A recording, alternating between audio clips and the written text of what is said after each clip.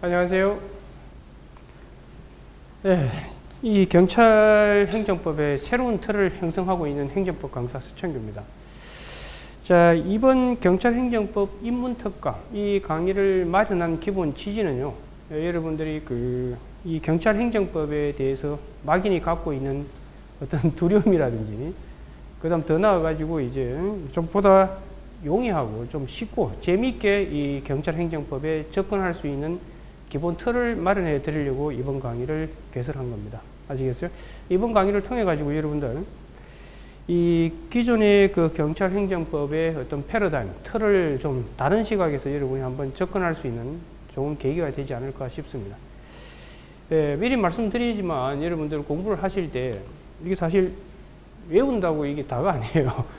이 단순히 단문만 시험에 나온다면 모르겠습니다만 이 사례 문제가 사실 여러분 당락을 좌우한다 해도 과언이 아니거든요. 그래서 공부를 하실 때 기본적으로 부분을 잘라내서 공부하는 그런 룰을 범하지 말도록 하고요. 전체 속에서 부분을 항상 보도록 노력하셔야 됩니다. 그래야 이 두 개가 유기적으로 연결되면 보다 더 이해가 잘 되게 돼요. 전체 속에서 부분 보면 훨씬 더 이해가 잘 되거든요. 그걸 감안하셔서 공부를 하셔야 될 겁니다. 뭐 자료는 다 받으셨을 거고요. 그 자료에 보시면 이제 첫 번째 목차가 그 행정법의 체계 해가지고 그림이 하나 그려져 있을 겁니다. 칠판을 잠시 보세요. 기본적으로 여러분들 행정법이라는 이 법학이 왜 나오게 되는지 그 이해를 하시면 행정법 이해가 훨씬 더 빨라질 겁니다. 이거 한번 보시기 바랍니다. 원래 옛날에 왕이 있었어요. 이 왕이 지배하던 시대 때는 앞으로 제가 A를 국민으로 이렇게 대변할 겁니다. 이 국민의 뺨을 때릴 때 왕이 지배하던 시대 때는 그냥 뺨을 때렸다고요. 이걸 우리는 이제 학문적 용어로 인치라고 그런다고. 그러니까 사람이 자기 마음 내키는 대로 사람을 지배했던 시대라고요.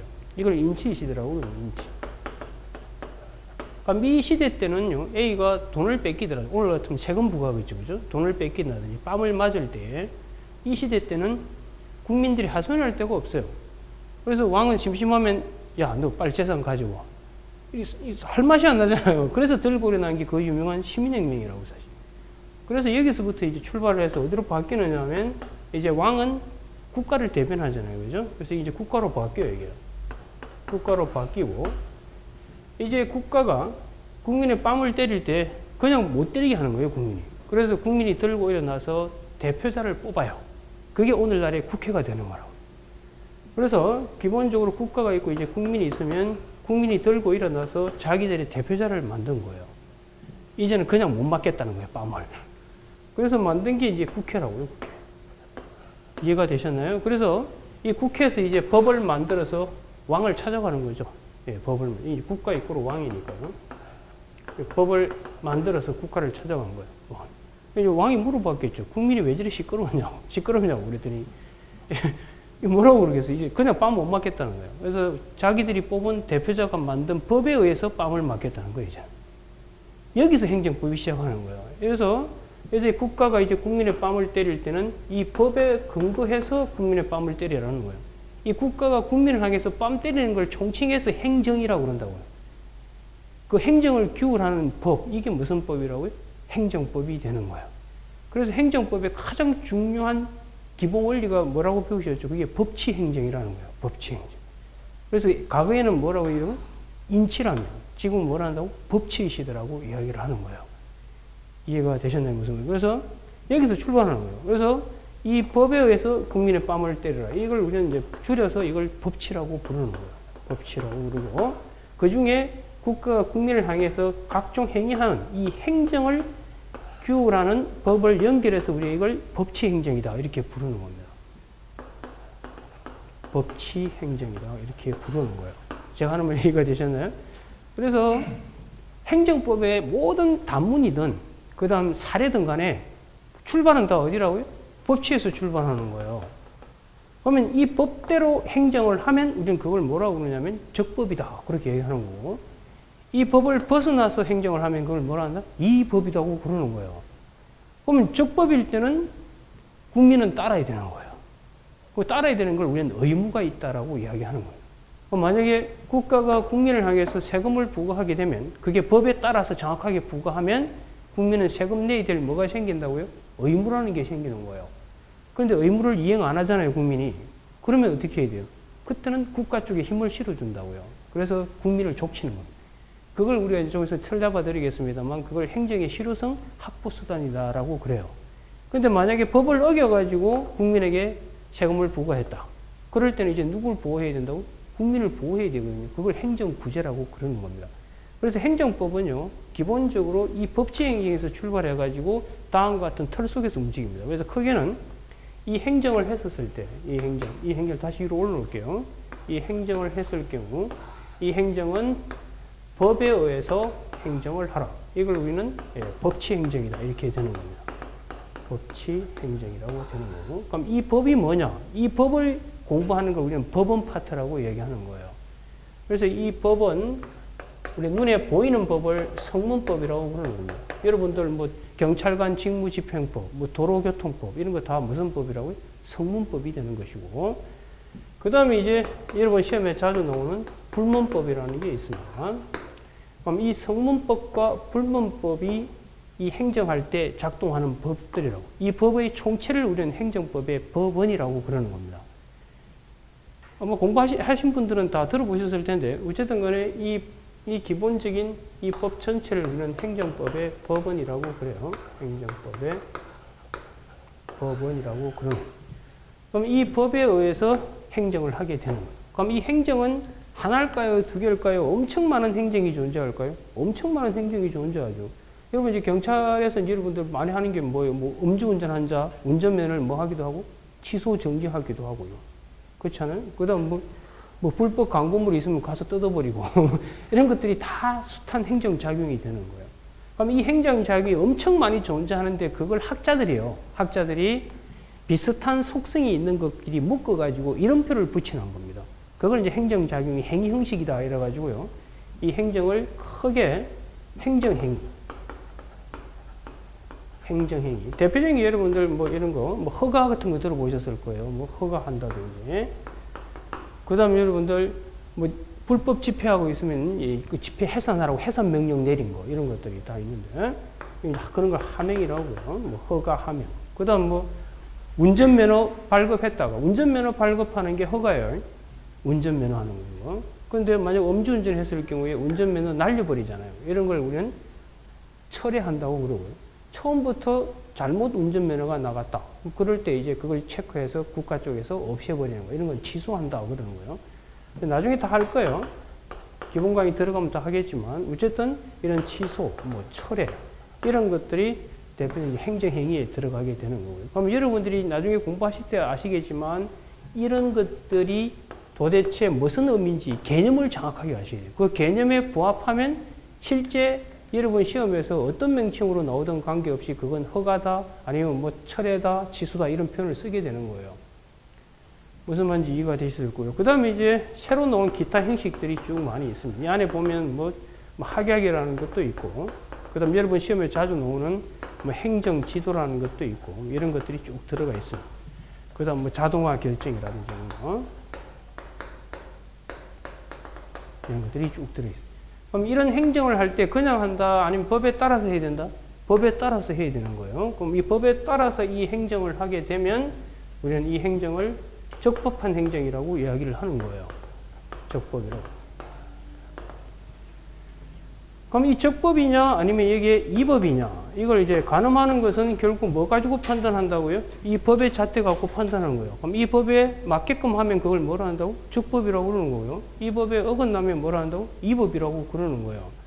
그럼 저 법에 맞춰서 행동하면 그건 적법인 거고, 그럼 이 적법일 때는요, 우리는 법학은 뭐냐 하면 결국 법이라고 하는 것은요, 법은 한 사람한테는 권리라는 걸 부여하고 한 사람한테는 의무라는 걸 부여하는 겁니다. 그게 법의 기본 포맷입니다. 그 일정한 일이 벌어졌을 땐 그 한 놈한테는 권리를, 한 놈한테는 뭐 의무를 배분함으로써 질서를 잡아가려고 만든 규칙이 다른 말이 뭐라고요? 법인 거거든요.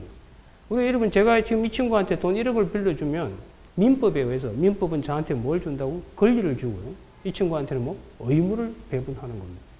근데 의무자가 의무를 이행 안 하면 공동체 이름으로 족치는 거예요. 그래서 돈을 갚게끔 함으로써 평화를 유지하려고 하는 거라고요. 제가 하는 말 이해가 되셨나요? 그러면 법에 따라서 국가가 이 친구한테 세금을 부과하게 되면 그럼 이 친구는 세금 납부해야 될 뭐가 생긴다고? 의무가 생기는 것이고 국가는 거둘 수 있는 뭐 권리가 있는 거예요. 세법에 의해서 국가에겐 권리를 이 친구한테 뭐 의무를 이렇게 배분하는 거예요. 이해가 되셨나요? 그런데 그 의무자가 의무를 이행 안 하면 내버려둬야 돼요? 족치해야 돼요? 족치와 평화가 이루어지는 거예요. 그래서 국가가 국민한테 세금을 부과했다. 법에 따라서. 그럼 적법이잖아요. 그럼 국민한테는 뭐가 생긴다고요? 의무라는 게 생기는 거예요. 그 다음 또 국민은 바로 도로교통법에 의해서 운전할 때 음주운전을 하지 말도록 의무가 부여되어 있다고요. 그런데 음주운전 했잖아요. 예, 그런 경우는 보통 의무를 위반했다고 그러고, 그 다음 세금 납부해야 될 사람이 세금 안 내고 있다. 이건 의무 불이행이 있다라고 얘기하는데, 어쨌든 이 의무가 있는 사람이 이 의무를 위반하는 경우도 있고요. 이게 이제 여러분 주로 경찰 행정법에서는 주로 이제 여러분들 음주운전을 했던 이런 거, 그런 거 이제 의무 위반한 경우가 있고요. 두 번째는 뭐냐면 의무 불이행. 의무 불이행. 이런 게 있습니다. 이런 건 대표적인 예가 여러분들 만약에 음주운전 한 경우, 이건 대표적으로 여러분 세금 납부를 안 하는 경우, 이런 거, 이런 경우가 있을 수 있어요. 그럼 이럴 경우에 이걸 그냥 내버려 둬야 돼요? 아니면 족치해야 돼요? 족치는데, 다만 하나 알아두셔야 될 게 있어요. 앞으로 행정법 공부하시면서 이 국가는 항상 공익을 대변합니다. 공익을 대변하고 국민은 사익을 대변합니다. 그럼 결국은 행정법이라는 건요, 결론부터 말씀드리면 한편으로는 공익을 옹호하고요, 또 한편으로는 국민의 뭐다? 사익도 지키려고 하는 거예요. 그럼 법에 따라서 국가가 행정을 했으면 공익 도모를 위해서 국가의 힘을 실어주고요. 법을 어긋나서 행정작용하게 되면 이제 누를 보호하고 국민을 보호하고 이런 메커니즘으로 가게 돼요. 그 틀 속에서 계속 행정법이 이루어지게 될 겁니다. 무슨 말인지 이해되셨죠? 그러니까 뭐 기본적으로 지금 세금을 부과했는데 세금을 안 내고 있잖아요. 안 내고 있을 경우에 그럼 법 따라 했으면 너한테 힘을 실어준다고요? 국가한테 힘을 실어줘가지고 국가가 국민의 세금, 돈을 뺏어올 수 있도록 해줘야 그 돈을 거둬가지고 도로도 깔고 여러 가지 일을 하게 될 거 아니에요. 그게 뭐라 한다고? 공익이라고. 공익은 전체 이익을 얘기하는 거고요. 사익은 부분 이익이다. 이렇게 이해를 하시면 됩니다. 그래서 국민은 앞으로 사익을 자기 옹호하려고 할 것이고, 국가 쪽에서는 뭐 공익을 옹호하려고 할 겁니다. 미리 공부하신 분들은 알겠지만 뭐 사정 판결 이런 것도 많이 들어보셨을 텐데, 그런 것도 다 공익 때문에 그렇게 하는 거거든요. 나중에 다 배우게 될 텐데, 어쨌든 기본 틀을 잘 이해하셔야 됩니다. 그래서 기본적으로 행정법은 이런 틀 속에서 움직이는데, 어쨌든 적법이라면 국민에게 의무가 있고, 근데 그 의무를 국민 쪽에서 뭐 하면 위반하거나 불이행했을 때 이게 제대로 준수돼야 되겠죠. 그죠? 그 준수되게끔 하기 위해서 이게 들어오는 걸 우리는 행정의 실효성 확보 수단이라고 부르는 거예요. 행정의 실효성 확보 수단이다라고 이야기를 합니다. 그럼 이 행정의 실효성 확보 수단에서 이러면 세금 안 내면 강제 징수당하고, 그 다음에 여기서 음주운전 하잖아요? 그러면 벌금이 나오기도 하고 그러는 거예요. 그래서 이런 경우에 좀 나중에 배웁니다만, 이런 경우에 이제 뭐 행정벌 이런 것들이 나오게 되고요. 이런 것들을 다 총칭해서 행정의 실효성 확보 수단이라고 그러는 겁니다. 그럼 이거는 뭘 위해서 이렇게 하는 거죠? 이건 공익을 위해서 이렇게 하는 겁니다. 반면에 위법하다. 그러면 위법일 경우는 국민 쪽에서는 어떤 의무가 생길 수가 없는 거예요. 위법일 때는, 위법이라는 건 여러분들 법에 어긋났다는 거잖아요. 그럼 법의 도움을 받을 수가 없죠. 우리가 적법이라면 법대로 하면 권리와 뭐가 생긴다고? 의무가 생기는 거예요. 그래서 적법일 때는 유효가 되는 거예요. 법적인 효력이 있다는 거예요. 이게 이제 권리와 뭐가 생긴다는 거죠? 의무가 생긴다 이런 뜻이고요. 그 다음 위법이다. 그럼 이거는 이제 법에 어긋났잖아요. 그럼 유효 반대말이 뭐겠어요? 무효가 되는 게 효력이 없는 거예요. 이건 이제 권리와 의무가 안 생기는 게 기본 포맷이라고. 그럼 만약에 법에 어긋나서 세금이 부과됐다. 그럼 국민의 세금 낼 뭐가 없다고요? 의무가 없는 거예요. 없는데도 국가가 돈을 뺏어간다. 그럼 적법, 위법? 위법이잖아요. 그럼 그때는 누굴 보호해야 돼요? 국민을 보호해야 돼요. 그래서 이럴 경우에 이제 국민이 의무가 없는데도 불구하고 국가가 A의 권익을 만약에 침해하잖아요. 그럼 침해했을 때 이 A를 어떻게 보호할 것인가. 이걸 이제 컨트롤하는 걸 행정구제라고 그러는 거예요. 이걸 이제 행정구제다. 이렇게 표현을 합니다. 이해가 되시죠? 이 행정구제에 보면 여러분들 행정소송이라는 것도 있고요. 행정소송. 나중에 들어가서 할 겁니다만, 행정소송, 그 다음 뭐, 손해전보, 이런 것들이 존재하고 있는 거. 만약에 법에 어긋나서 여러분의 운전면허를 취소했다. 그러면 국민 쪽에서는 운전면허 취소를 뭐 해달라고? 없애달라고 하는 거예요. 그게 이제 행정소송입니다. 그리고 그동안 운전면허가 취소돼서 운전 못함으로써 피해 생긴 게 있다. 그걸 돈으로 달라. 그게 이제 뭐예요? 손해전보입니다. 이게 여러분들 국가배상 이런 거 들어보셨을 겁니다. 이 안에 이제 여러분 국가배상이 있고. 근데 적법하게 국민의 뺨을 때리는 경우가 있는데요. 그때 국민이 이제 혼자 전체를 위해서 희생당한 경우가 있을 수 있어요. 그럴 경우에는 손실보상이라는 게 있고요. 이런 게 있습니다. 이거는 이제 적법일 때도 이렇게 돈을 주는 경우가 있다는 거예요. 이거는 기본 2법이고요. 이런 구조로 되어 있습니다. 정리하면 이거예요. 책을 들어가서 이제 자료 보고 하겠습니다만, 정리하면 이겁니다. 행정법은 기본 출발이 이겁니다. 원래 기본적으로 왕이 지배하던 시대에서는요, 행정법이 있을 수가 없는 거예요. 그때는 그냥 왕이 알아서 국민을 다스리면 되는 거라고요. 그걸 우리는 뭐라고 그런다고? 인치의 시대에서. 이제 계속 얻어터지다 보니 열받잖아요. 그래서 들고 일어나가지고 이제 자기 대표자를 뽑아가지고 그 대표자가 이제 법을 만들어서 국가를 찾아가죠. 왕을 찾아. 그래서 이제는 국민을 향해서 뭔가 움직이는 거. 그걸 총칭해서 행정이라고 그러는데, 이런 행정할 때 인치가 아니라 이제는 무슨 시대로 갔다고? 법치의 시대고. 이걸 제대로 이해해야 행정법의 틀이 잡히는 거예요. 그래서 이 법치의 시대로 넘어오기 때문에 이제는 국가가 국민을 향해서 행정할 때 마음대로 하는 게 아니라 법치 행정을 준수해야 된다는 거예요. 그럼 이 법치 행정할 때 이 법은 크게 성문법이 있고 뭐가 있다고? 불문법이 있는데 이 법대로 지켜서 행정을 해야 된다는 거예요. 안 하면 이거는 법치 행정에 반하기 때문에 그때는 국민을 보호하는 제도를 다 행정법에 마련해놨다고. 그래서 행정법은 한마디로 법치 행정을 실현하기 위한 제도적 장치가 다른 말이 뭐라고? 행정법인 거예요. 그렇게 함으로써 국가가 국민을 향해서 행정할 때 적법성이 제대로 있는지 없는지 판단하고, 그 적법성을 제대로 따라갔을 때는 공익 실현을 위해서 국가에게 힘을 실어줘서 국민을 따르게끔 하고요. 그 다음 법을 어겼었을 때는 법치에 어긋났기 때문에 이제는 국가의 횡포로부터 누굴 보호한다고? 국민을 보호하는, 그게 구제라고요. 이게 이제 여러분 사례 문제도 다 이 폼에 따라서 움직이게 되는 겁니다. 제가 하는 말 이해가 되셨을 거예요. 그리고 국가가 하는 숱한 행위를 총칭해서 뭐라고?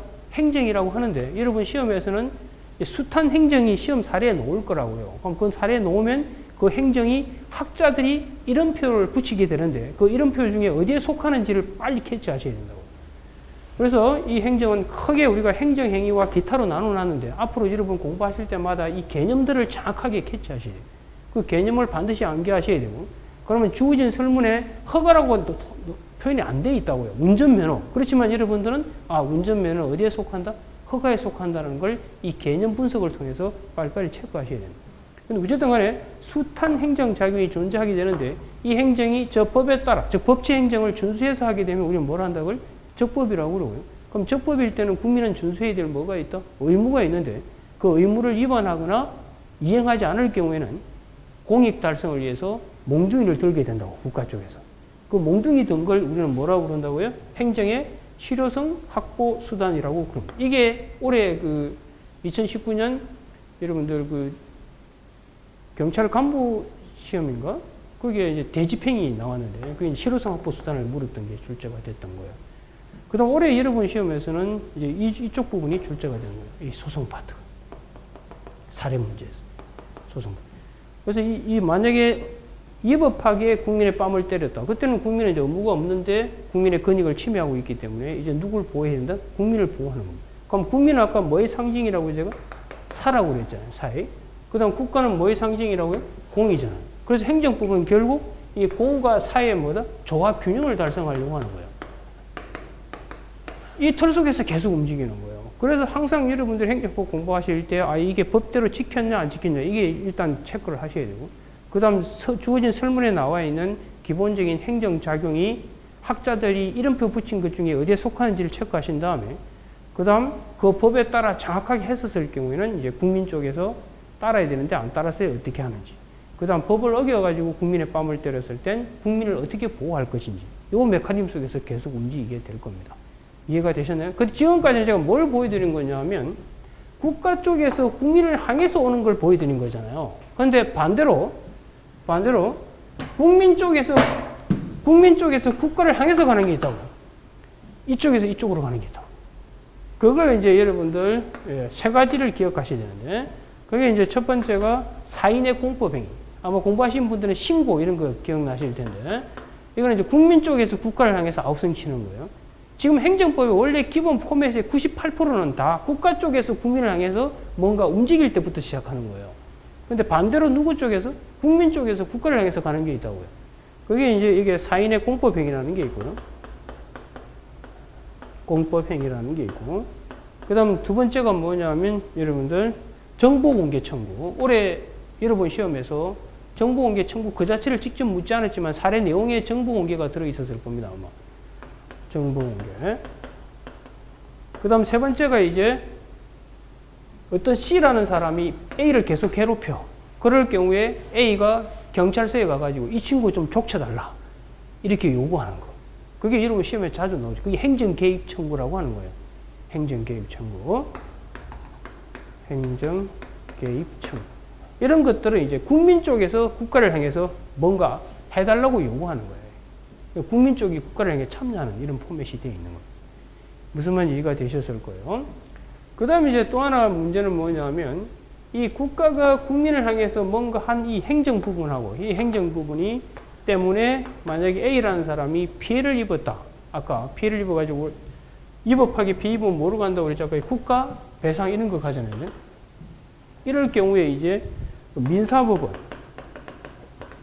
혹은 또 형사법원에서 이 문제에 대해서 판단할 수 있는 거. 이 문제는 나중에 해야 할 겁니다만 지금은 이제 들어만 두세요.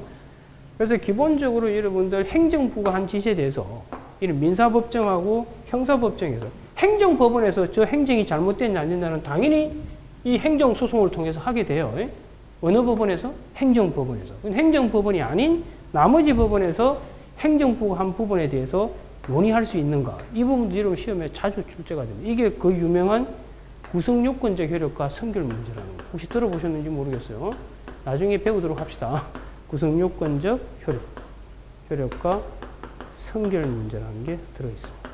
무슨 말인지 아실 거예요. 그래서 정리하면 이건 지금 이건 있구나만 기억하시면 되고요.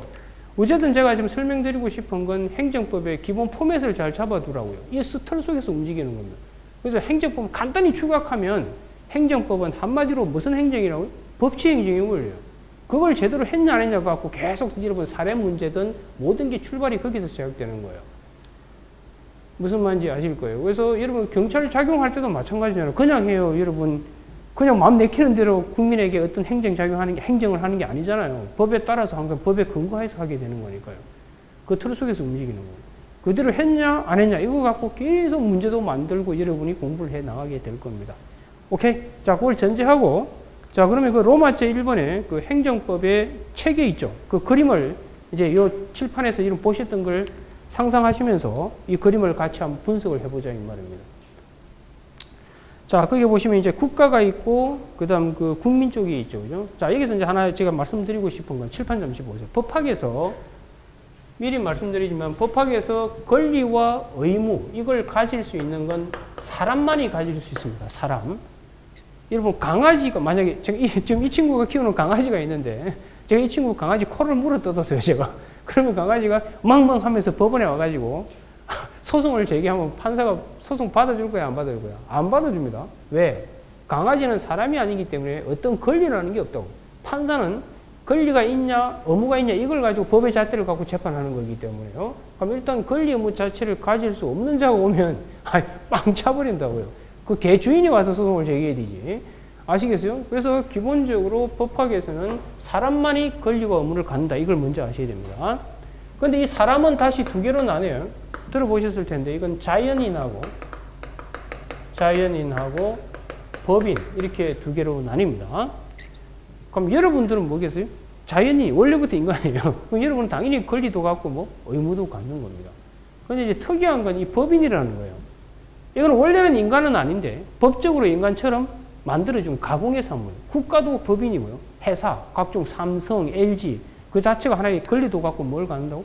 의무도 갖게 되는데 그게 이제 법인. 그래서 법인은 크게 공법인이 있고 사법인이 있습니다. 사법인.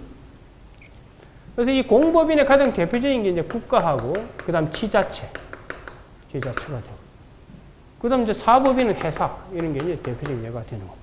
그러면 국가도 법인으로서 뭐가 된다고? 사람이 되니까 권리도 갖고 뭐 의무도 갖게 되는 거예요. 만약 국가가 법을 어겨가지고 이 친구 옥수수 30개를 날렸다. 그럼 이 친구는 국가배상법에 근거해서 권리를 갖고 국가는 배상해야 될 뭐가 있다고? 의무라는 걸 갖게 되는 거라고요. 제가 하는 말 이해가 되는지 모르겠어요. 뭐만 이해되죠? 그래서 근데 조심해야 될 건 자연인은 스스로 움직일 수 있잖아요, 여러분은. 근데 국가가 움직이는 거 본 적 있어요, 혹시? 국가가 움직이는 거 어디 있어요? 상상의 세계에 있는 거잖아요. 그러니까 이 법인이라는 존재는 상상의 산물이기 때문에 스스로 움직일 수가 없기 때문에 대신 움직여줄 팔, 다리가 필요한 거예요. 그걸 기관이라고 그런다고. 그래서 국가 같은 경우는 행정기관이라고 그러고요. 그 다음 회사 같은 경우는 대표이사 이런 사람들이 그 사람들이 움직이면 곧 누가 움직인 거다? 회사가 움직인 것처럼 되는 거라고. 제가 하는 말 이해가 되셨을 거예요. 그래서 이 국가 안에 국가를 대신해서 움직여주는 걸 뭐라 한다고? 행정기관이라고 그러는. 그럼 여러분 경찰서장 그런 사람들 다 뭐겠어요? 행정기관이 되는 거라고. 그래서 이 행정기관이라는 게 있어요. 행정기관. 이걸 이제 행정청이라고도 하고요. 행정청. 이 행정기관이 움직이면 곧 누가 움직인 거다?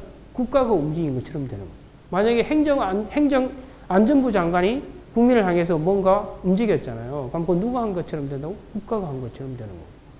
이해가 되시죠? 그런데 이 행정기관은 사람이 아니에요. 사람이 아니기 때문에 이자는 권리와 의무라는 게 없다고요. 그럼 누가 권리 의무를 갖는다고? 국가가 권리 의무를 갖는다고.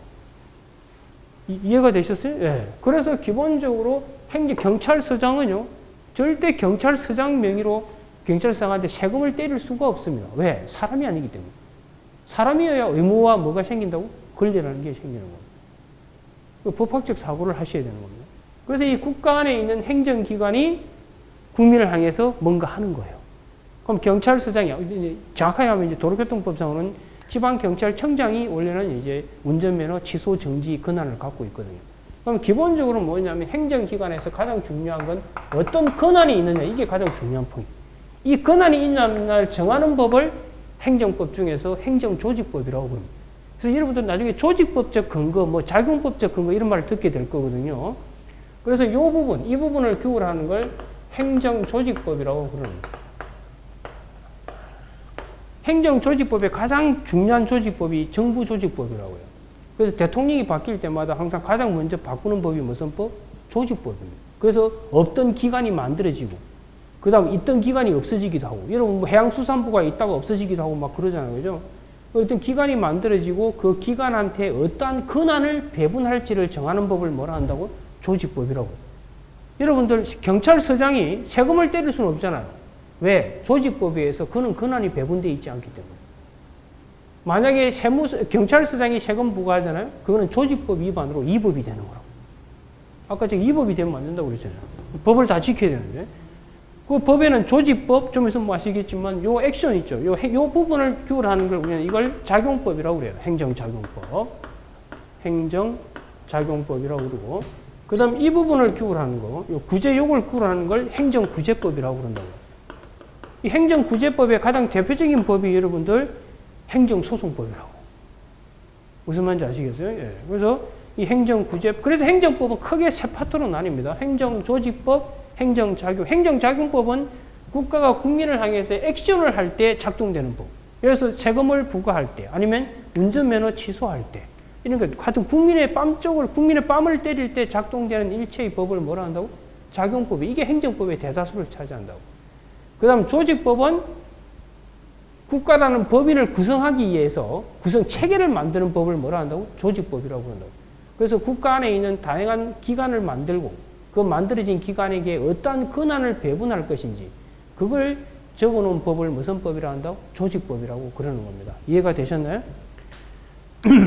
알겠죠? 예, 그걸 이해하셔야 돼요. 그래서 크게 행정법은 조직법, 작용법, 구제법 이렇게 되는 거예요.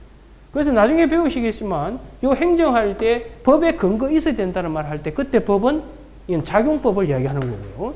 조직법을 이야기하는 게 아니에요. 조직법은 국가 안을 구성할 때 적용되는 법이기 때문에. 아시겠죠? 자, 그래 놓고 이제 이 그림을 같이 한번 보도록 합시다. 알겠죠? 그래서 행정법은 털이 간단한 거예요. 다시 강조하지만 복잡한 게 아니라니까요. 딱 출발은 뭐라고? 법치행정이라니까요. 그래서 국가가 국민의 뺨 때릴 때 법대로 하라는 거예요. 그 법대로 안 하면 그 법이 행정법이라고요. 그 법 지켜서 하면 국민은 따라야 되고 안 따르면 국민 뺨 때리고 그 다음 그 법 어기면 너를 보호하고 국민 보호하고 이게 다예요. 그 속에서 계속 움직인다니까요. 그 다음 이제 법의 출발에 있어서 다시 강조하지만 어쨌든 권리 의무 가지려면 사람이어야 되는데 그 사람은 크게 자연인하고 법인이 있는데 여러분은 자연인이고 국가는 어디에 속한다고? 법인에 속한다고. 그런데 안타깝게도 법인은 상상의 산물이기 때문에 스스로 움직일 수 없기 때문에 대신 움직일 팔, 다리가 필요한데 그걸 기관이라고 그런다고요. 그런데 이 행정기관을 새로 만들어진 기관한테 어떠한 권한을 배분할지를 정하는 법을 무슨 법? 조직법이라고 그러고요. 이렇게 조직된 국가가 국민을 향해서 공익 실현을 위해서 움직이는 걸 컨트롤하는 법을 작용법이라고 그러고요. 그 다음 그 작용을 제대로 안 했을 때 누구 보호하기 위한? 국민 보호하기 위한 기본적인 법을 구제법이라고 그러는 겁니다. 그럼 여기에 있는 행정의 실효성 확보 수단이 있잖아요. 어디가 누가 지었지? 이것도 행정작용입니다. 이것도 국가가 국민을 향해서 몽둥이 두드리는 거잖아요. 이것도 행정작용이에요. 이것도 행정작용. 아시겠어요? 무슨 말이에요? 그러니까 이것도 행정작용이고 저기서 하는 것도 행정작용입니다. 그럼 세금 부과하는 것도 행정작용이고 세금 안 냈을 때 강제징수하는 것도 뭐라고? 행정작용인 거예요. 이해가 되셨죠? 그러니까 크게 행정법은 세 덩어리로 움직이는 거예요. 조직법, 작용법, 구제법 이렇게 세 덩어리로 움직이는 거예요. 그럼 이 행정 중에서 특수한 행정을 뽑아내서 따로 만든 게 강론이라고요. 그래서 여러분 시험에서는 강론은 하나밖에 안 나오죠. 그게 뭐예요? 경찰 행정, 경찰 작용. 응? 이게 이제 이 경찰 작용도 이 행정 갖고 다 해결이 돼요. 되는데 특수한 논리가 들어가 있기 때문에 그건 따로 강론에서 배운다고요. 여러분 이제 고시에서는 강론이 양이 많습니다만 여러분은 이 경찰 행정만 따로 빼서 보게 되는 겁니다. 아시겠죠? 예, 좋습니다. 자, 그러면 이제 그림을 볼 때가 된 겁니다. 그래서 오늘 지금 제가 이 책에 잡는 이 부분을 잘 이해하시면 앞으로 행정법 이해하는 데 상당한 도움이 될 거예요. 그 틀 속에서 움직이시면 될 테니까. 자, 한번 봅시다. 자, 그림에서 일어났어요. 국가. 제가 뭐라 해놨죠? 행정주체. 국가는 행정주체라고 그러고, 칠판 잠시보세요. 국가는 행정주체라고 부릅니다. 그 다음, 국민은 뭐라고 그러냐면 행정객체라고 불러요. 행정객체. 근데 보통은 국가가 행정주체잖아요. 그런데 국가가 출산을 한 주체도 있습니다. 지자체도 국가에서 떨어져 나온 거잖아요. 그 다음 여러분 시험에 나오는 건 이제 사인인데, 일반 국민인데 행정주체 역할을 하는 놈이 있어요. 그게 여러분 시험에서 예상 문제로 항상 나오잖아요. 그게 공무, 수탁, 사인이라. 무슨 말인지 아실까요? 그러니까 이 행정주체 안에서는 여러분 공무, 수탁, 사인 요거 좀 기억을 하셔야 될 겁니다. 공무, 수탁, 사인 이런 것들을 배우게 될 겁니다. 어쨌든 간에 이 행정주체는 사람이에요. 다시 강조하지만 행정주체는 사람이고 국가는 사람 중에서도 법인이다 보니까 스스로 못 움직이니까 뭐가 필요하다? 팔, 다리가 필요한데 그게 뭐라고? 행정기관이라고 그래요. 아시겠죠? 그래서 그렇게 되어 있는 거예요. 그래서 국가에서 행정주체에 그 안에 뭐가 들어있죠? 행정기관이 들어있잖아요. 그래서 이 행정기관이 누구를 향해서? 국민을 향해서 뭔가 한다고요. 뭔가 하는 걸 뭐라 한다고? 행정작용이라고 하는 거예요. 근데 행정작용 옆에 지금 하나 뭐 붙어 있죠? 부관이라고. 나중에 공부하시겠습니다만 이 행정작용하면서 단서를 붙입니다.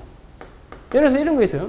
만약에 여러분들 경찰서 거기에 보시면 이 경찰서 이 건물이 하나 있으면 이 지하 공간에다가 A라는 사람이 경찰서 찾아가가지고 나 여기서 그 밥 장사 좀 하고 싶으니까 이거 이용할 수 있도록 허용해달라.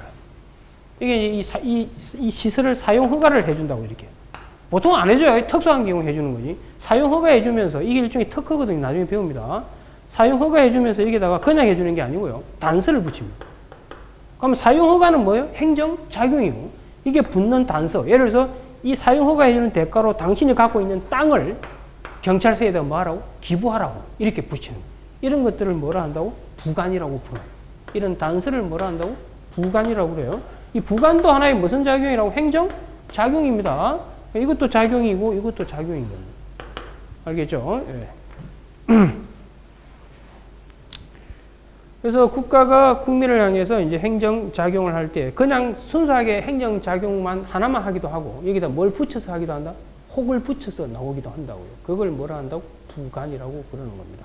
이해가 되셨을 거예요. 그러면 거기서 제가 법치행정이라고 적혀 있죠. 그럼 이 행정할 때 과거는 인치라면 지금 무슨 시대로 바뀌었다고? 법치로 바뀐 거예요. 그럼 그때 법이 뭐냐? 그 법이 이제 행정법의 법원에서 크게 성문법원하고 뭐로 나눠놨죠, 제가? 불문법원으로 나눠. 불문법원이 이러면 시험에서 중요합니다. 눈에 보이지 않지만 법으로 기능하는 거. 아마 여러분 공부하신 분들은 뭐 비례의 원칙, 그래서 신뢰보호 원칙 이런 거 들어보셨을 겁니다. 그 다음 볼게요. 그 다음에 이 행정작용에 숱한 게 존재한다고 그랬잖아요. 그걸 이제 학자들이 이름표를 붙인다고 그랬죠. 속성이 비슷한 거. 그래서 크게 행정행위와 기타로 이렇게 나눠놨습니다. 근데 이런 작용들이 법치를 지켜서 하면 뭐라고요? 적법이 될 것이고 법치를 어긋나서 하게 되면 위법이 된다고 그랬어요. 그럼 적법일 때는 효력이 생긴다고 그랬죠. 유효. 그래서 권리와 뭐 의무가 생기죠. 그럼 적법이 되면 국가는 권리를 갖고 국민은 뭐 의무를 갖게 되는 거예요. 그러면 의무가 있는 국민이 그걸 불이행하거나 뭐 하면 위반하게 되면 이제 공익 달성을 위해서 뭐가 필요하다? 행정의 실효성 확보. 한마디로 몽둥이를 국가한테 지어주는 거라고. 예를 들어서 뭐 음주운전하면 벌금을 부과하기도 하고, 그죠? 그 다음 뭐 불법 광고물 부착하지 말아야 했는데 불법 광고를 부착을 했다. 그럴 때는 대집행이라는 걸 하게 되고, 막 그렇게 하게 되는 겁니다. 이해가 되셨나요? 그 다음 반면에 이제 위법하다. 그러면 이제 국민은 따를 이유가 없잖아요. 없는데도 국가가 힘이 세다고 국민의 뺨을 때렸다. 그럼 국민의 권익이 뭐 된 거죠? 침해됐잖아요. 국가는 이 뺨 때릴 권리가 없거든요. 법을 어겼을 때는. 법을 어겼다는 건 제가 다시 강조하지만 권리와 뭐가 안 생긴다고? 의무가 안 생기는 거라고. 그럼 권리도 없는 국가가, 즉 뺨 때릴 권리도 없는 국가가 국민의 뺨을 때렸잖아요. 그럼 이제 누를 보호해야 돼요? 국민 보호해야 된다고. 그걸 뭐라 한다고요? 행정구제라고. 그럼 옆에다가 그 행정의 실효성 확보 수단 옆에다가 이건 공익보호, 공익 달성이라고 적으시고요. 공익보호. 그 다음 행정구제 옆에다가 사익보호라고 이렇게 딱 적어요. 이해가 되리라 믿습니다. 그렇게 하시고요. 그 다음 그게 있죠. 그 구성요건 조율이 이건 나중에 들어가서 하도록 할 테니까 내버려 두시고. 그 다음 반대로 이제 누구 쪽에서 누구를 향해서 가는 게 있다고? 국민 쪽에서 국가를 향해서 가는 게 있다고요. 그게 제가 세 가지 적어놨죠. 사인의 공법행 옆에다가 신고라고 하나 적어주세요. 신고. 대표적인 게 신고예요. 이 신고가 여러분 시험에서 중요하거든요. 신고. 그 다음 이제 정보공개 청구. 이것도 중요하고요. 국가가 갖고 있는 정보 좀 보자고 국민이 아우성을 치는 거죠. 근데 올해 여러분 시험이 정보공개 요구했는데 국가가 정보공개를 안 했을 때 국민이 어떻게 구제받을 것인가를 물었던 거예요. 그걸 행정소송 갖고 물었던 거예요. 아시겠죠? 무슨 말인지. 그 다음에 이제 아까 말씀드렸잖아요. 뭐 이웃 주민이 여러분을 괴롭히고 있을 때 경찰서한테 전화해가지고 그 이웃 주민 좀 족쳐달라. 그걸 뭐라 한다고? 행정 개입 청구라고 그러는 겁니다. 이해가 돼요? 전체 구조가? 네. 그러면 여기서 여러분들 그 국가 쪽 있죠? 행정기관 이쪽 그림 그려놓은 거. 그 행정기관 옆에다가 행정조직법이라고 쓰시고요. 행정조직법이라고 쓰시고. 그 다음 행정작용 플러스 부관대 있죠? 그 밑에다가 행정작용법이라고 적어두시라고. 행정작용법.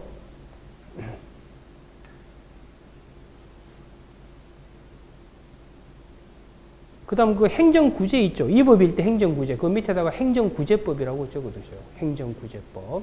그 행정구제법의 가장 대표적인 법 하나 뭐 행정소송법. 이렇게 하나 딱 적어두시고.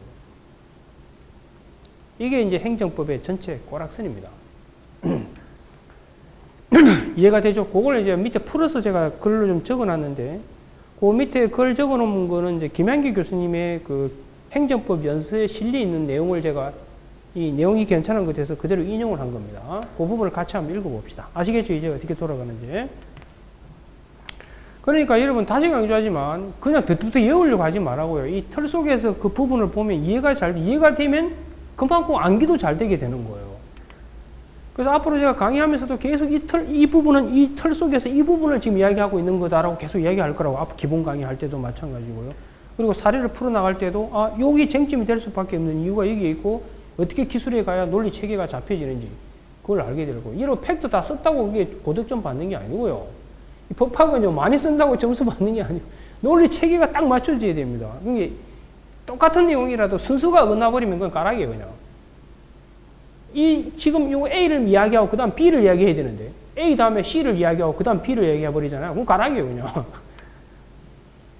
그러니까 수험생들은 뭐라고 하냐, 나 다 쓰고 나오는데 왜 점수 안 나오냐고. 막 이번에도 막 그 경찰청에다가 막 컴플레인 많이 제기하고 있다고 그러더라고요. 나는 잘 썼는데 왜 점수가 까락이냐고 막 그러고 있다고 그러더라고요. 그건 수험생의 그 처음 공부를 들어갈 때 이 법학의 기본 포맷을 잘못 잡았을 가능성이 높은 거예요. 저도 지금 행시나 이제 변시 이제 여러분 강의, 그 다음 제가 여러 곳, 우리나라 행정법 관련된 강의를 지금 다 하고 있거든요. 그런데 그 보면서 수험생들마다 이구동성으로 공통적 질문이 그겁니다. 다 썼는데 왜 점수 안 주냐. 이건 다 쓴다고 점수 주는 게 아니라 이게 법학은 가장 논리 체계적인 학문이라고요. 논리가 어긋나버리면 그냥 까락인 거예요. 그걸 여러분이 계속 연습해 오셔야 되는 겁니다. 하여튼 그 기본 강의부터 제가 앞으로 강의 순서가 이렇게 할 거예요. 그 기본 강의를 이제 지금 2월 달에 시작할 거고요. 1월 말부터 강의 곧 들어갈 겁니다. 다음 주부터. 기본 강의하고 그 다음 이제 사례 강의. 이 두 개가 핵심이 되겠죠. 이 사례도 이제 아마 가장 여러분에게 사례를 효율적으로 전달할 강사가 아닐까 싶어요. 이건 이제 저는 이제 엄청나게 갈고 닦고 있기 때문에 특히 이제 고시 쪽에서는 뭐 엄청나게 섬세하게 해야 되거든요. 그러니까 이제 여러분 어찌 보면 약간 느슨하게 제가 지금 하고 있는 거예요. 더 컴팩트하게 들어갈 필요가 없기 때문에. 왜?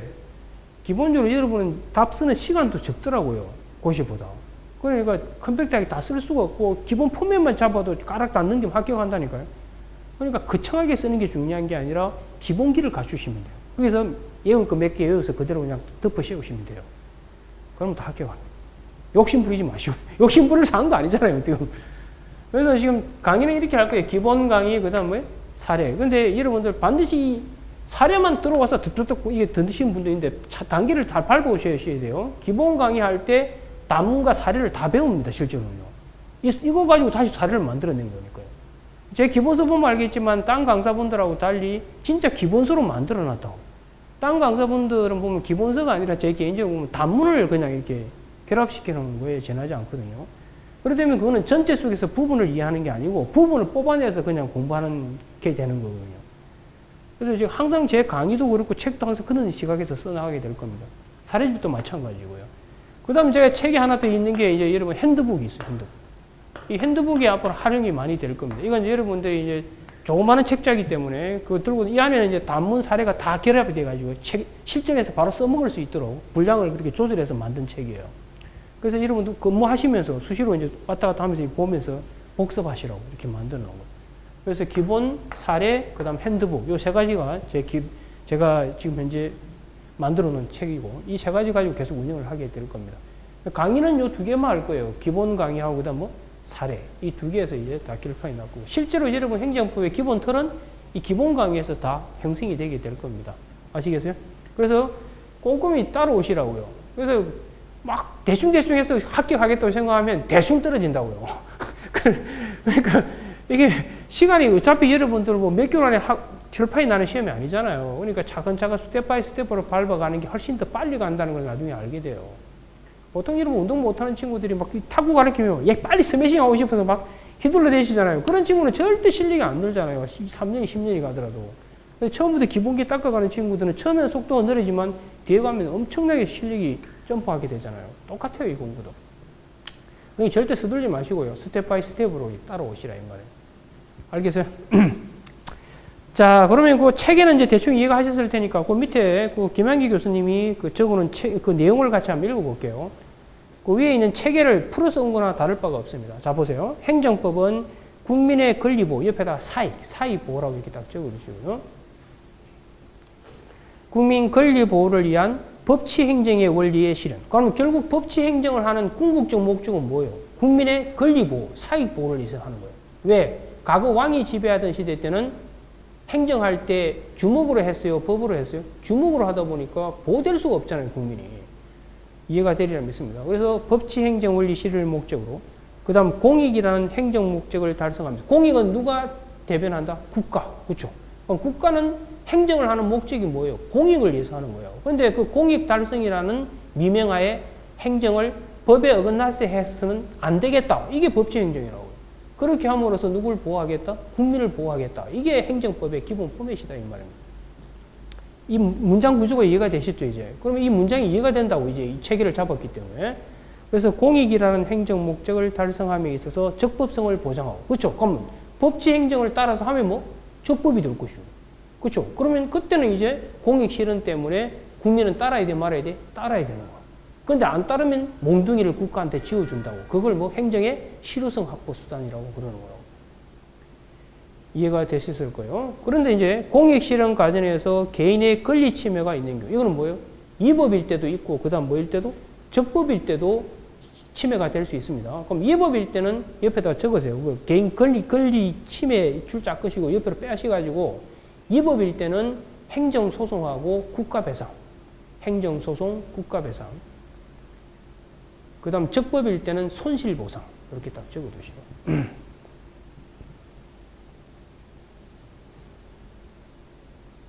이해가 되죠? 이제 문장이 아마 눈에 이제 익혀질 겁니다. 이 원래 법 처음 공부하시는 분들은 이 교수님들이 쓰는 이 책을 읽어보면 애국어인지 한글인지 구분이 안 돼요. 알겠죠? 그래서 제가 그걸 풀어드리고 있는 겁니다. 그 권리 침해가 있는 경우에 사법적 구제를 위한 법이다. 이 말 이해돼요? 여기 사법적 구제라는 게 아까 대표적인 게 행정소송이 되는 거라고. 행정소송. 그리하여 행정법은 행정의 적적성 확보를 위한 행정실체법. 이게 이제 어디겠죠? 이 행정작용법 있잖아요. 이게 대표적인 뭐로 행정실체법이 되는 거예요. 행정작용법이. 그 가로에 적어놨잖아요. 행정작용법과. 그럼 쉽게 말해서 뭐예요? 국가가 국민을 향해 행정할 때 지켜야 될 법이 뭐다? 실체법이라고. 행정작용법. 그 다음 개인의 권리 구제를 위한, 개인 권리 구제하는 게 아까 행정구제법이라고 했죠. 이제 문장들이 눈에 들어오죠. 이게 이제 익혀지면 재미를 느끼게 되고 빨리 들어가게 되는 거예요. 그래서 그 행정구제법으로 구성되는데, 그 다음 보세요. 행정의 적법성 보장은 최종적으로 법원의 판결이라는 사법적 구제 절차에서 담보된다는 점에서 사법적 권리 구제의 가능성 여부가 행정법의 핵심이에요. 그럼 이게 여러분 시험에서도 가장 중요하다는 거예요. 그래서 올해 여러분 시험도 뭐가 나왔어요? 행정구제에서 출제했죠. 소송에서, 행정소송. 그래서 거기 보시면 행정의 적법성 보장은 최종적으로 법원의 판결이라는 사법적 구제에 의하여 담보된다. 이 말이 뭐예요? 이게 이제 사법구제. 줄이면 행정소송이라고 바로 바꾸고 읽으셔도 무방하다 이 말입니다. 이해가 되셨습니까? 그럼 이제 여러분들 사법적 구제할 때 소송으로 갈 때 그냥 덥석가는 게 아니고요. 칠판을 잠시 씌울게요. 안에 들어가서 알겠습니다만. 그럼 이거 한번 보세요. 이 그림은 이제 이해가 되죠? 어떻게 돌아가는지는. 그러면 지금 보세요. 그러면 이제 결국 이제 국가는 뺍니다. 이제 행동은 누가 할 테니까? 행정기관이 할 테니까. 줄여서 앞으로 행이라고 할게요. 그럼 행이 국민 A를 향해서 만약에 법에서 이렇게 돼 있다 합시다. 법에서 혈중 알코올 농도 0.05 이상 운전. 이게 이제 도로교통법이죠. 운전하면 이제 운전면허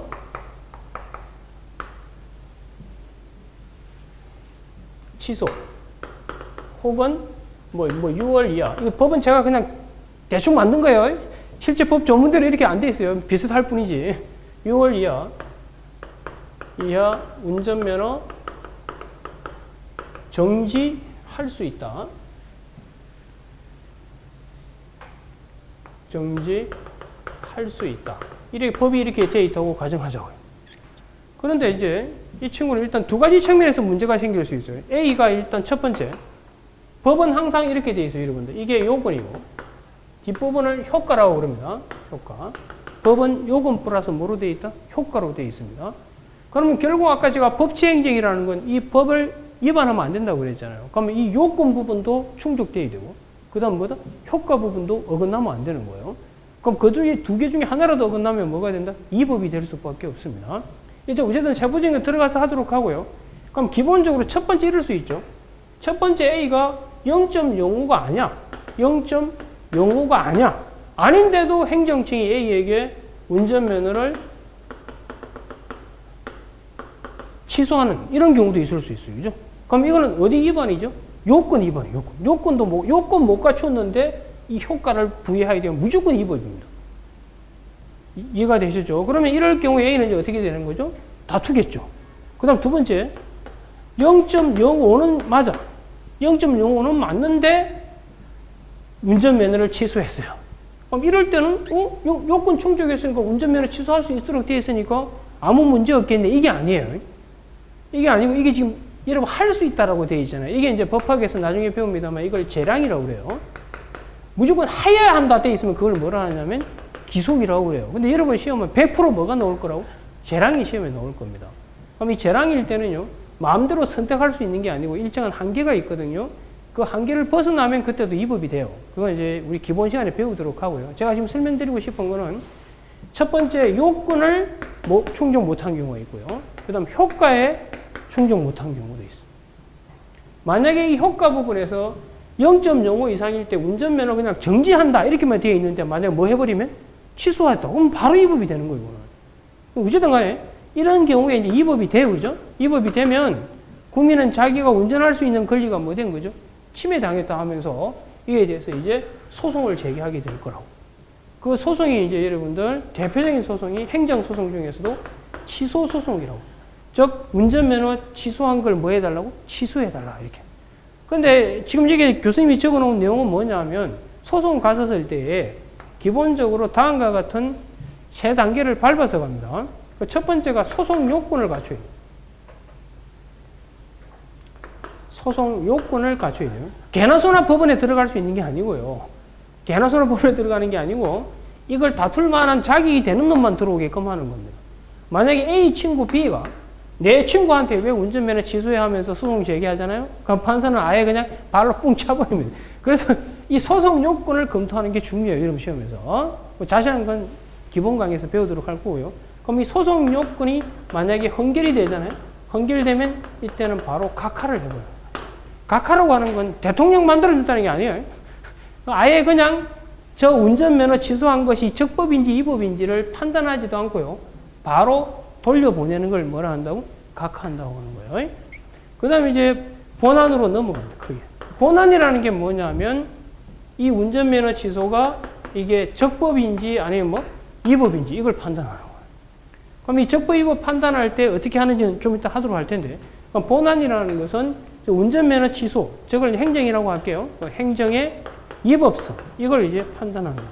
이 두 가지를 갖고 이제 여러분 기본적으로 시험에서 출제를 하는 거예요. 그래서 이 소송에 들어올 자격이 되는지, 자격이 됐을 경우에 A는 뭐라고 주장하겠어요? 운전면허 취소가 뭐 하다고? 위법하다고 주장할 거 아니에요. 그럼 국가 쪽에서는 적법하다고 주장하면서 싸우게 될 거라고. 그걸 이제 본안에서 싸우게 돼요. 그럼 본안에서 만약에 위법성이 있으면 이걸 우리는 뭐라고 그러냐면 이제 인용 판결이 난다. 인용. 위법성이 없다. 그럼 국민이 한 말 틀렸잖아요. 그럼 우리는 기각이 된다고 얘기해요. 무슨 말인지 이해가 되셨을 거예요. 그래서 이 틀을 따라서 움직인다는 거예요, 지금. 세부적인 내용은 들어가서 하게 될 것이고요. 알겠죠? 무슨 말이에요? 그래서 저 사례에서 보시면 아시겠지만 여러분들 기본적으로 국가는 국민을 향해서 행정을 할 때 이게 행정이잖아요, 행정. 행정을 할 때 무슨 행정하라? 법치 행정을 해야 된다는 거예요. 그럼 법치 행정에 어긋나게 되면 뭐가 되죠? 위법이 되고 법대로 하면 뭐? 적법이 될 거예요. 근데 이런 사례는 당연히 뭐예요, 지금? 국민 쪽에서 국가가 법을 어겨서 했다고 주장하면서 다툴 거 아닌가요? 그럴 경우에는 이제 기본적으로 소송 요건을 먼저 충족해야 되고 갖춰졌다는 전제하에 그 다음에 이제 저 운전면허 취소가 적법인지 위법인지를 검토하는 거. 그걸 뭐라 한다고? 본안이라고 해요. 그럼 이거 검토하는 건 나중에 보면 알겠지만 혹시 여러분 공부하신 분들 준해절행이라고 들어보셨는지 모르겠어요. 주체, 내용, 절차, 형식 가지고 판단하는데 그 안에 있으니까 좀 이따 보도록 하겠습니다. 아시겠죠? 그럼 그 문장을 제가 이해시켜 드리려고 그러는 겁니다. 한번 볼게요. 그래서 사법적 구제를 위한 소제기가 있으면 법원은 먼저 요건 심리로서 그 소제기에 뭐라 했죠? 적법성 여부. 이게 이제 소송 요건을 검토하는 단계라고요. 아시겠죠? 그 소송 요건 여부를 판단한 다음, 그 옆에다 하나 적으세요. 소송 요건을 판단한 다음에서 만약 소송 요건 충족 못하면 뭐 하게 된다고? 각하를 하게 돼요. 각하를. 이해가 되셨나요? 그것까지. 그럼 이제 요건 갖췄다면 이제 어디로 들어온다고요?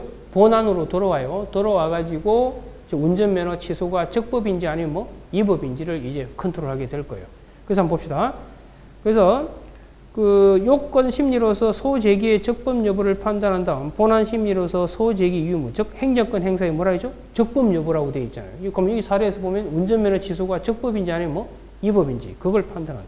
이 법은 실체법 위반인 경우도 있고, 그 다음 뭐라고 되어 있죠? 절차법. 이 절차는 나중에 배웁니다만, 여러분 뭐 청문을 거쳐야 되는지, 이유 제시를 했는지 이런 걸 따지게 될 거예요. 실체라는 건 여기 밑에다가 적으세요, 여러분. 법학에서 실체라는 건 권리 의무를 이야기하는 겁니다. 어떨 때 권리가 있고 어떨 때 의무가 있는가를 정해놓은 법이 실체법이라고. 그럼 국가는 어떨 때 운전면허를 취소할 수 있는 권리를 갖게 되죠? 도로교통법에 나와 있잖아요. 국민 쪽에서 음주운전을 했을 때 그렇게 할 수 있는 거죠. 그죠?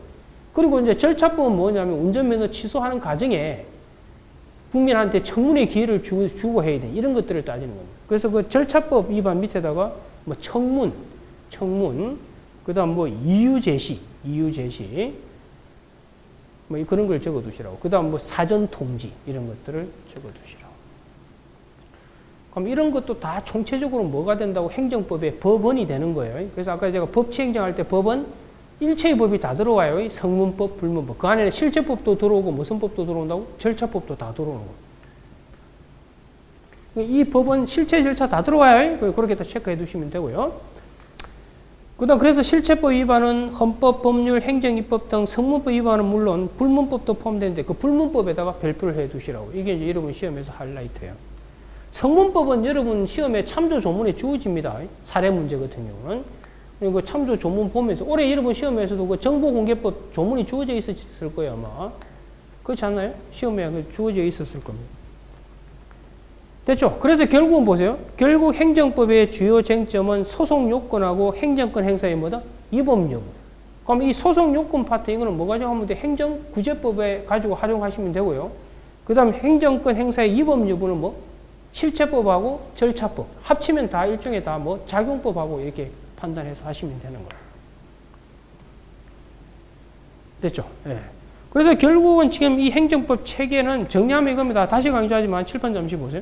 결국 이 행정법은 앞으로 계속 이거 안에서 움직일 거라고요. 그래서 행정법은 결국 국민을 사실 보호하려고 만든 법이 무슨 법이라고? 행정법이에요. 그래서 그냥 못 맡겠다. 이게 행정법의 출발이거든요. 그렇다면 뻔한 거 아니겠어요? 행정법에 챙길 수 있는 분쟁거리라는 거는 일단 기본적으로 여러분 사례 문제에서는 반드시 뭐가 앞으로 최고 뒤에 보면 제가 사례 문제 하나 실어놨습니다. 행정고시에 출제된 문제를 제가 해설을 달아서 하나 실어놨거든요. 실제로 딱 보면 설문에 행정작용이 나올 거라고. 국가가 국민을 향해서 뺨 때리는 게 나온다고. 그럼 그 뺨 때리는 게 딱 나오면 분쟁거리는 뻔한 거예요. 일단 여러분 물어볼 거 첫 번째 물어보는 건 당연히 국민 쪽에 소송을 제기할 때 이 소제기 요건을 갖추는지 안 갖추는지 이거 물어볼 거고요. 두 번째 국가가 뺨 때리는 게 적법인지 뭐 위법인지 이걸 물어볼 거라고. 그게 다라니까요. 그게 벗어나는 게 없습니다. 그럼 그 모든 하두의 밑에 흐르는 기본 포맷이 뭐라고? 법치행정원이라고. 법치행정. 법대로 했냐 안 했냐. 그게 다요. 오케이? 예, 좋습니다. 자, 이제 로마제 2번으로 들어가도록 할게요. 이제 뭐 기본 틀은 다 잡은 거나 다름없어요. 자, 로마제 2번에 보시면 행정법의 의라고 되어 있잖아요. 그죠? 이것도 이제 아까 설명 다 한 건데 같이 한번 읽어볼게요. 잠깐, 이 행정법 인문특강 이 책자 있잖아요. 이거 앞으로 1년 동안 계속 공부하면서 옆에다 두면서 계속 공부하라고요. 그러면 여러분, 아, 내가 어디로 흘러가고 있구나를 알면서 따라오게 되는 거니까요. 알겠죠? 이 자료는 어느 누구도 지금 만들어 놓은 사람이 없어요. 제만 만들어. 제가 지금 새로운 플랫폼을 만들어 가고 있는 거기 때문에. 그 행정법에 의해서 개념 보시라고. 행정법이란 행정의 조직, 그 조직 옆에다가 행정조직법. 그럼 행정조직법은 제가 뭐라고 만든 거라고요? 국가라고 하는 법인을 살아 움직이게 하기 위해서 뭐가 필요했었어요? 기관이 필요했었고, 그 기관한테 어떤 권한을 배분할지 이걸 이제 정하는 건 법이 무슨 법? 조직법이거든요. 어쨌든 조직 옆에다가 행정조직법, 작용 옆에다가 행정작용법, 구제 옆에다가 행정구제법 이렇게 딱 적으시고. 됐나요? 그래서 밑에 이번에 분류해놨죠. 첫 번째 무슨 법? 행정조직법 되어 있잖아요. 그럼 어쨌든 간에 개념에 보시면 행정의 조직작용 구제에 관한 국내공법이라고 되어 있잖아요. 그럼 결국 행정법은 뭘 기울하게 한 법이다? 행정을 기울하는 거라고. 이 행정이 국가가 누구를 향해서? 국민을 향해서 이제 움직이는 일체의 작용이 행정이 될 테니까요. 그죠? 그럼 분류해서 보시면 먼저 행정조직법 뭐라고 되어 있는지 봅시다. 행정조직법이란 행정주체, 행정주체 옆에다가 국가지자체, 그 다음 공무수탁사입 이렇게 세 개만 적어두세요. 국가, 그 다음 지방자치단체. 이따 그 두 가지만 적어주세요, 지금은. 국가하고 지방자치단체. 공무수탁 사이는 뭐, 지금 여기다 설명하기는 그렇고요. 그럼 어쨌든 행정주체 내부 조직에 관한 법이라고 되어 있잖아요. 즉, 행정기관의 조직과 행정기관 사원 간의 관계 및 행정기관의 권한을 규율하는 법을 말한다고 되어 있죠. 따라서 행정주체인 국가지자체의 수족이라 할 수 있는 행정기관과 행정이 가지고 있는 권한이 주된 관심사다. 이 말 이해됩니까, 이제? 아까 이제 이게 전체 설계도를 보고 나서 이 문장을 읽어 나가니까 이해가 되리라 믿습니다. 그래서 한마디로 다시 강조하지만 자연인은 스스로 움직이지만 법인은 스스로 움직일 수 없다. 그럼 국가도 뭐라고요? 법인이고. 그럼 법인은 스스로 못 움직이니까 대신 움직일 팔, 다리가 필요한데 그걸 뭐라고? 행정기관이라고 부른다. 그래서 행정기관은 사람이 아니라고 그랬어요. 사람이 아니라는 건 행정기관은 권리와 의무를 가질 수가 없어요. 그럼 행정기관이 한 건 누가 한 것처럼 된다? 주체가 한 것처럼 되는 거예요. 행정주체가. 즉 국가지자체가 한 것처럼 되는 거예요. 그래서 여러분 경찰서장이 어떤 조치를 취하더라도 그건 국가가 한 조치지 경찰서장이 한 조치가 되는 게 아니에요. 그렇게 바꿔서 읽을 줄, 낼 줄 아셔야 됩니다. 이해가 됐죠? 자, 그 다음에 이제 행정작용법. 행정작용법은 운전면허 취소, 이것도 행정작용이 아니에요. 이거 할 때 작용, 이게 다 행정작용법이라고 이게. 이게 무슨 법? 행정. 도로교통법, 무슨 식품위생법, 경찰관 직무집행법, 다 무슨 법이라고요? 행정작용법이라고. 저 국가가 액션 할 때 작동되는 법이 무슨 법? 작용법이라고. 그게 가장 중요하다고, 행정법에서. 원래 행정법이 국가가 하는 액션을 단속하려고 만든 법이기 때문에 그래요. 그러니까 여러분이 사례에서, 시험에서는 당연히 무슨 법이 주어지겠어요? 조직법은 여러분 시험에 안 나와요. 별 신경 안 써도 되고, 다 무슨 법? 작용법이라고. 그 작용법대로 하면 적법이 되고, 그렇지 않으면 위법이 되게 될 테니까요. 그래서 행정작용법 봅시다. 행정작용법이란 행정주체의 국민에 대한 뭐라고 되어 있죠? 대외적인 활동을 규율하는 법. 이게 행정법의 핵심이라고. 그래서 행정작용은 행정주체가 행정목적 달성하기 위해서, 행정목적이 뭐예요? 공익이잖아요, 공익. 그죠? 공익을 달성하기 위해서 행하는 일체의 작용을 총칭한다. 그 일체의 작용을 학자들이 이름표를 붙였다고 그랬잖아요. 유사한 속성이 있는 것끼리. 그래서 그 행정작용 크게 행정입법, 행정행위. 행정입법은 행정작용이기도 하지만 이건 법이기도 해요. 법. 이건 행정입법 밑에다 이건 아까 우리 법원에 들어간다고. 법원. 그럼 여러분 시험에서는 이 성문법에서는 행정입법이 중요합니다. 혹시 공부하신 분들은 아시겠지만 그 법규명령 형식의 행정규칙, 행정규칙 형식의 법규명령 들어보셨을 텐데 시험에서 중요한 거고요. 그 다음에 이제 행정작용에서는 가장 중요한 게 행정행위고요. 행정행위. 그 다음 기타 쭉 나와 있죠. 기타에서는 여러분 시험에 중요한 게 그 학약하고 행정지도 이 두 개가 이제 중요한 포인트가 될 겁니다. 이런 개념들은 이제 여러분 기본 시간에 다 배우셔야 돼요. 지금 오늘은 제가 여러분에게 연착륙할 수 있도록 틀을 잡아 드리는 거니까 세부적으로 들어가기는 어렵습니다. 그러려면 앞으로 한 4주간 강의 더 해야 될 거예요. 이해가 되죠? 네, 좋습니다. 자, 그 다음에 이제 행정구제법으로 오셔가지고, 이거는 이제 누구 보호하는 거죠? 국민 보호하는 거겠죠. 그죠? 그래서 행정구제법이라. 그리고 그 행정작용법 옆에다가 행정의 실효성 확보수단도 이게 포함됩니다. 여기 적어 놓지 않았습니다만, 행정의 실효성 확보수단도 결국 뭐? 행정작용법에 의해서 규율이 되는 거예요. 행정의 실효. 무슨 대집행한다든지, 아까 뭐 세금을 부과한다든지 이런 거 있죠? 이것도 다 뭐에서 규율된다고요? 행정작용법에 의해서 규율이 되는 겁니다.